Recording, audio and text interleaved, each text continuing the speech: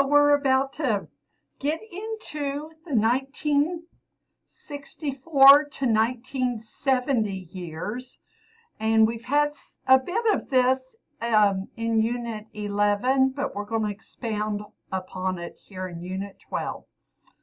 So let's just get going here. Okay. When the Beatles recorded one of their great hits called A Hard Day's Night, and they also made a movie just to give the world an idea what it was like to be a Beatle, they had an opening chord. And if you look at this chord over here, they wanted to do something very different from anything that had ever been done before. And here they are doing a strum chord. It is full of overtones and all kinds of different sounds. But when you hear that, you hear a new freedom that rock music was going to have. There's new attitudes. We will see that in the 60s, and a new way of creating music. And their producer is a man named George Martin, and he was nicknamed the Fifth Beatle. They wanted this dissonant, bold beginning because this song was the title track for their film. So here is that opening to that song.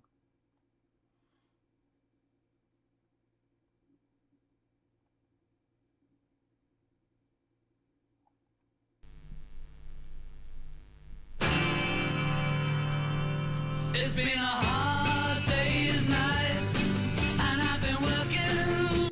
So you heard that really crazy kind of a new chord, extremely dissonant. They're saying we're doing something new, folks. It's never been done before. So that is the beginning of the rock revolution in my mind. Okay, we're going to see there are many different genres of rock music. We're going to see Bob Dylan. We're going to see the Beatles. We're going to see probably the greatest guitar player to this day that's ever lived, named Jimi Hendrix, who was into a solo-oriented rock. He just had 3 players in his ensemble. And then we'll see, the Rolling Stones that have been around forever. And then we're going to see in the later 60s, 1960s, acid rock, which is coming to us out of California and most particularly San Francisco. Also in the 60s, Motown. And, it took me a while to figure out why they called it Motown, but if you know Detroit, that's where General Motors and Ford Motor Company and Chrysler, Motor Town, so they shortened it to Motown. And some of the great artists we're going to look at are the Supremes and Marvin Gaye. Also, we're going to see the genre of soul music, and we're going to especially look at Aretha Franklin and James Brown. Okay, so when we talk about the 60s, here's your history lesson. This is a totally different world from what my parents had grown up with. I never had to go through a war if I was born in the 50s and a baby boomer from 46 to 1960. So most families had means, so teens had money and time to spend it, so they were going after the more liberal ideas. They rejected the conservative, bigoted, and materialistic ideas of their parents, and we're going to see that here in these chapters. If you were in college in the 60s, you're going to see a rise in civil rights. We're going to see greater sexual freedom, that drugs are okay, and also we had Vietnam occur during the 60s. So civil rights is really a huge issue, and it continues to be a big issue, but there should not be in America any discrimination against anybody. So there in the 60s, there was still repression and all kinds of horrible things being done against Black people. And unfortunately, we hear stories today that are horrible. So we have the rise of civil rights for Blacks, for women, for Chicanos, for gays, and Native Americans. All of these began to take shape in the 1960s. Also in the 60s, we see a whole lot of sexual freedom. The pill was invented. We had Roe v. Wade, and the whole culture takes on a whole new belief system in a lot of circles. So we also see a revival of feminism, including women having more rights in the workplace.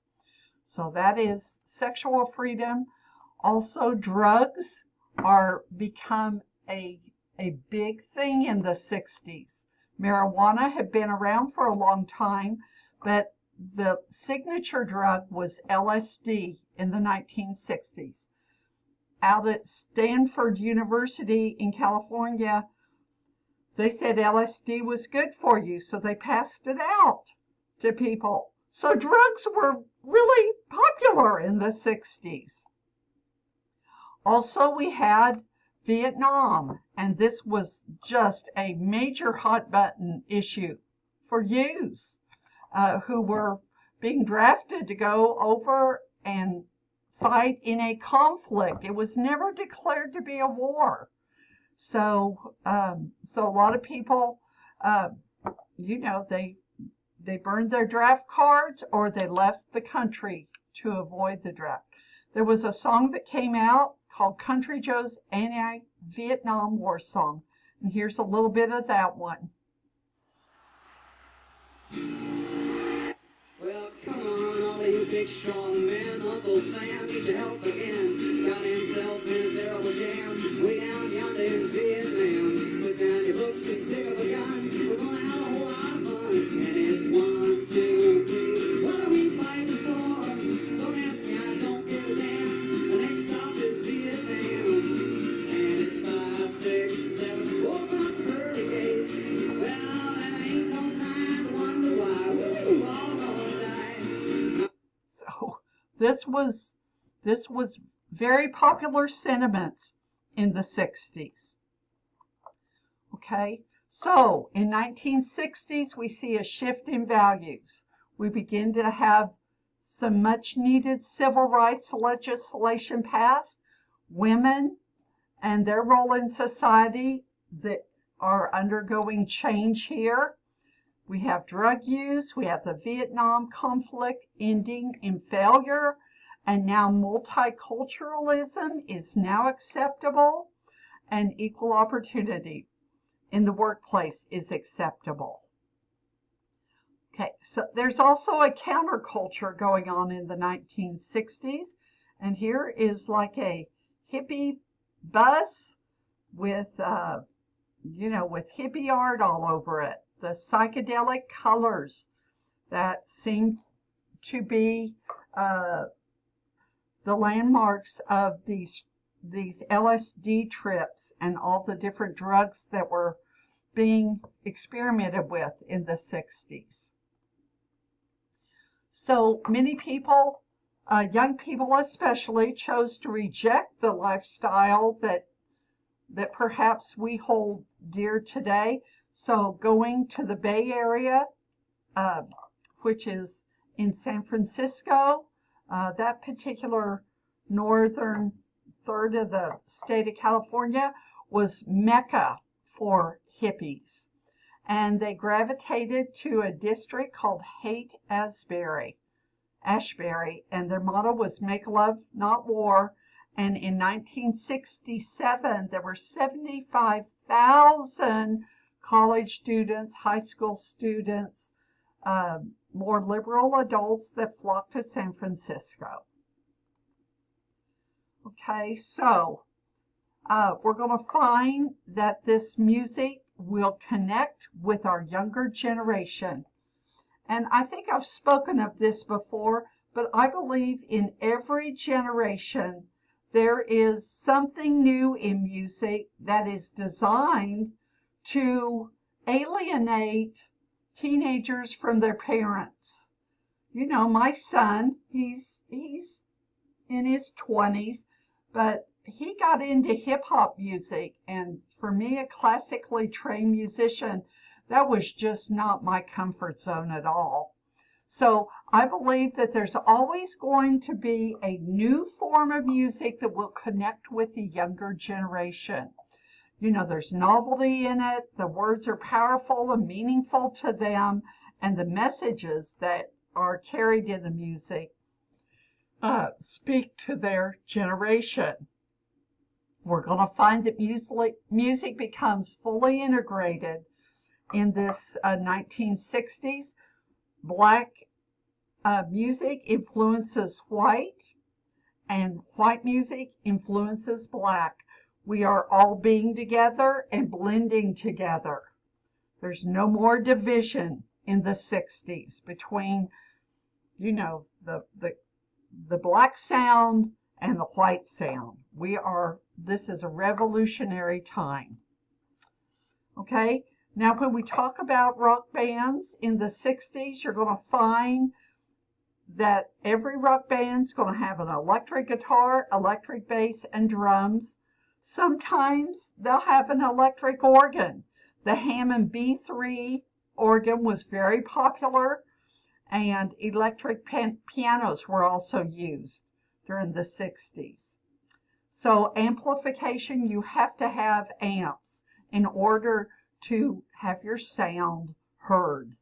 And the horns, you know, you'll hear all kinds of different saxophones, you'll hear trumpets, you'll hear all trombones, all kinds of different instruments supporting this rock band bass.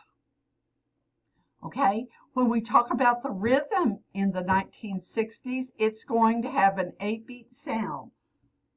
It's going to have a 1 and 2 and 3 and 4 and 5, 4, 1, 2, 3, 4, 1, 2, 3, 4.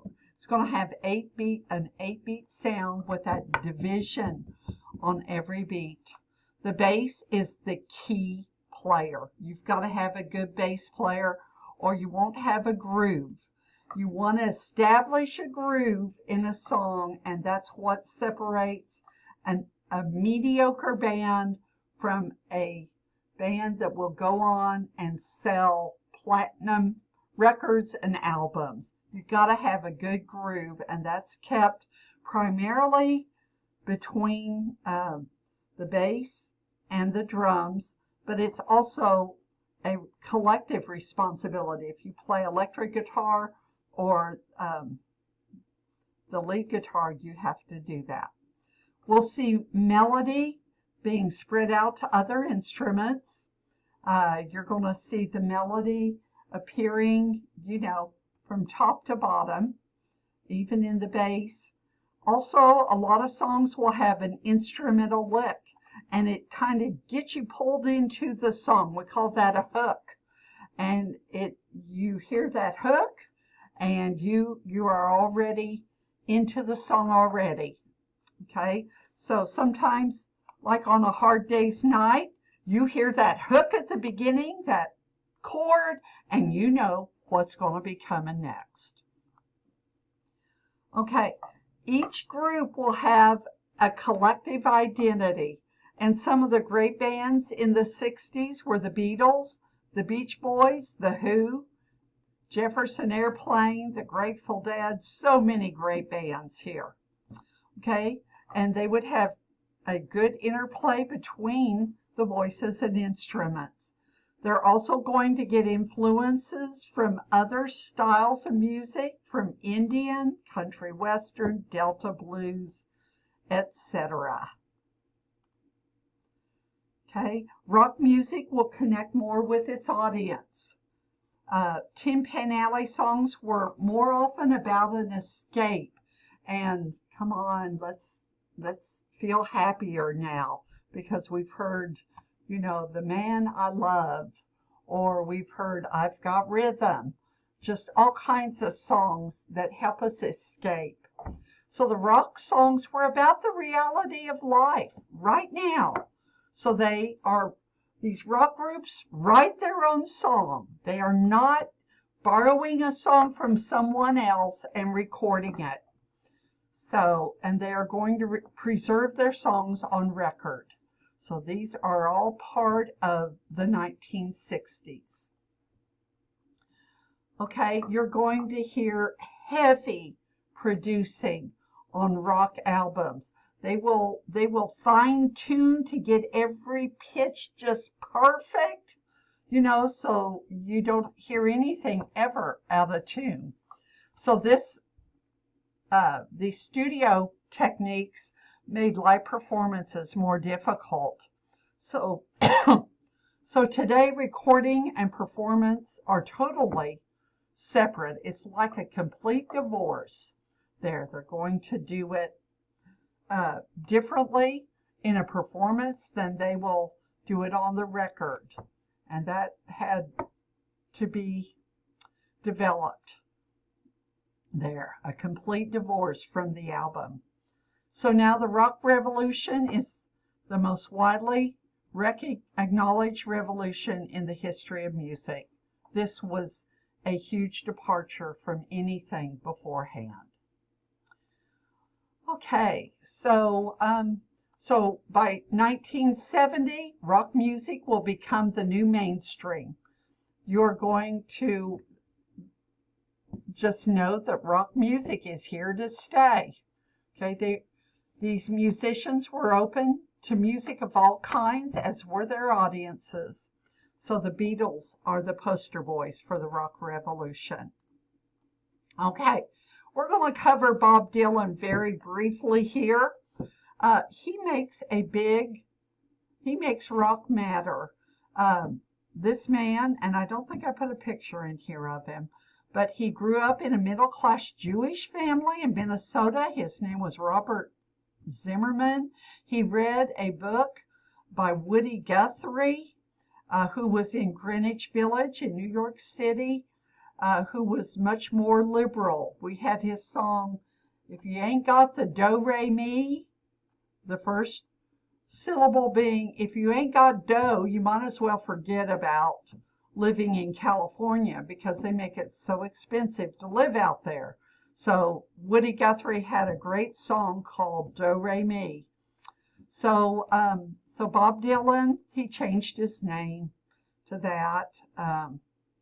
So he moved to be near Woody Guthrie, and he started out as a folk artist with his acoustic guitar there in Greenwich Village, where Woody Guthrie was making a lot of headway. So he changed his new surname after the Welsh poet Dylan Thomas. So he became Bob Dylan. Okay, some things about Bob Dylan. He wrote his own music, and he copied the style that Woody Guthrie had. His songs are very simple, 3 basic chords. You know, he would have the 1 chord, the 4 chord, and the 5 chord. He added the harmonica, and he recorded many songs, but here's one of my favorite songs called Mr. Tambourine Man.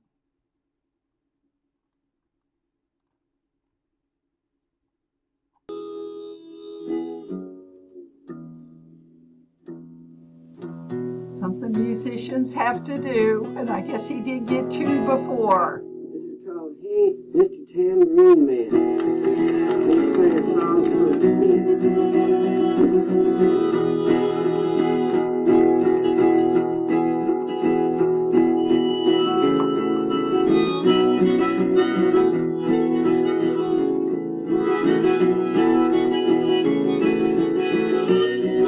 They're very long. A lot of them are.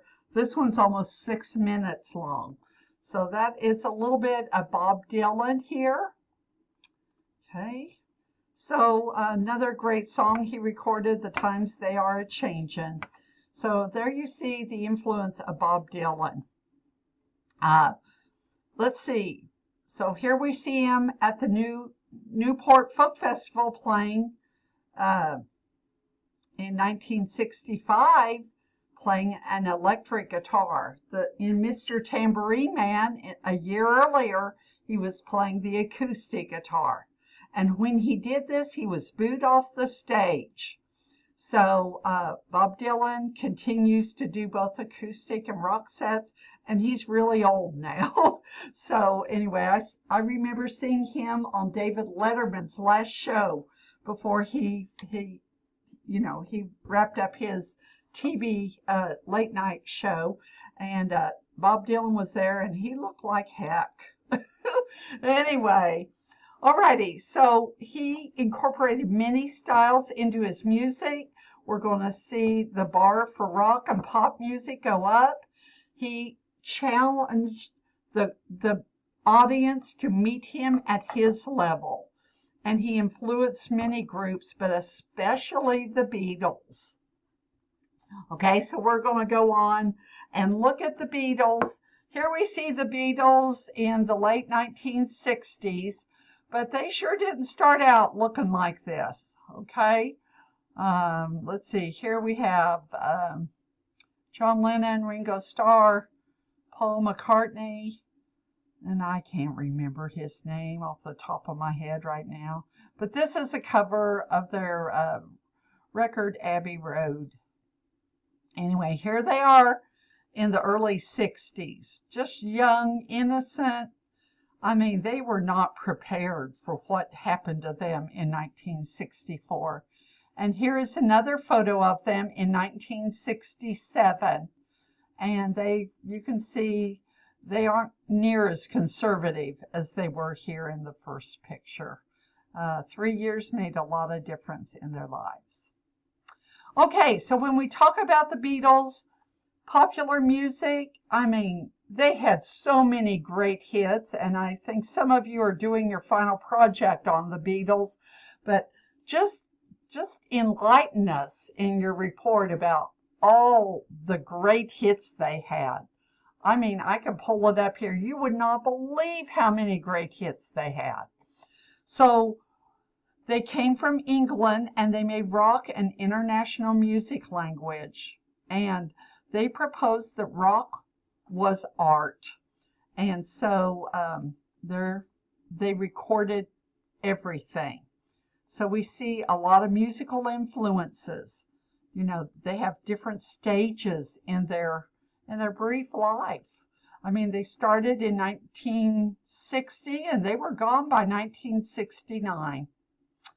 Anyway, so the Beatles meet Bob Dylan, and I spoke about this in the last lecture, but they really admired Bob Dylan, and they had worn out his album called the Freewheelin' Bob Dylan album.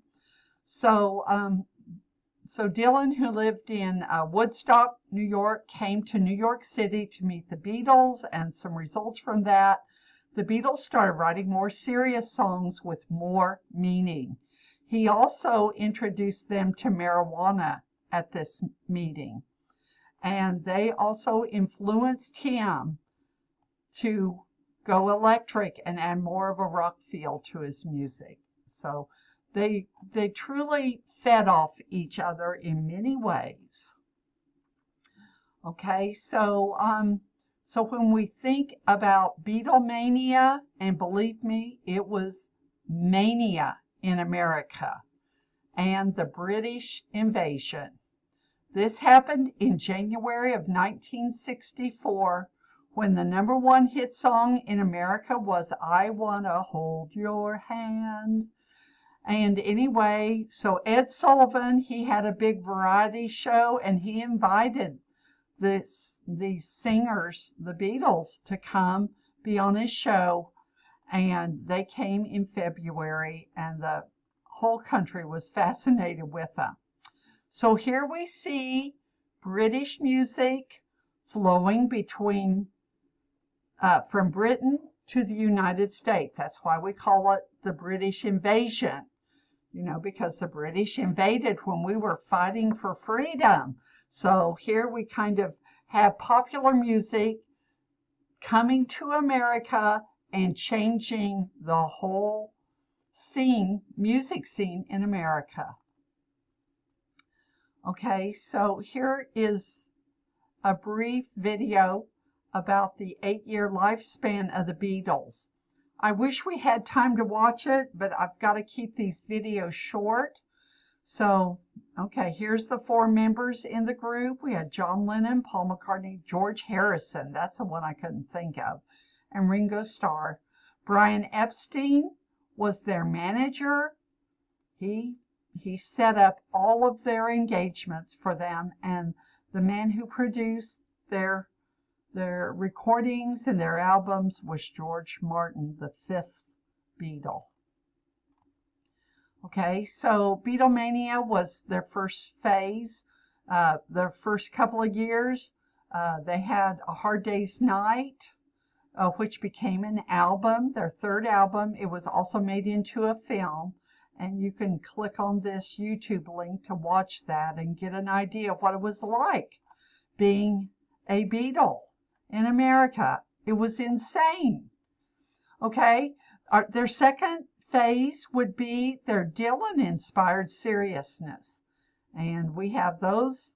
That was their second phase, and that was 65 and 66, and the song Eleanor Rigby. And you've probably heard this before, but I think I've got another slide about Eleanor Rigby, so we'll go to that later. Then we hear them going into psychedelia. Oops, typo there. And this is 66 and 67. They create new sound worlds from mundane to higher consciousness of tripping on LSD. And then they return to their roots before they disassembled in 1970. Okay, so when we talk about their legacy, it's an incredible legacy and far-reaching. We still hear the Beatles songs today. You have probably heard at least 10 Beatles songs in your life, whether you realize it or not. And they are more widely known than any other music of the rock era. So they really reshaped rock, the music industry, and Western culture. Okay, some of the other bands that came with this British invasion are the Rolling Stones, which they are still going, even though they're really old. And these other bands came over from England and had great hits. They were at the top of the top 40 charts in America. Okay, so that's the end of that slide.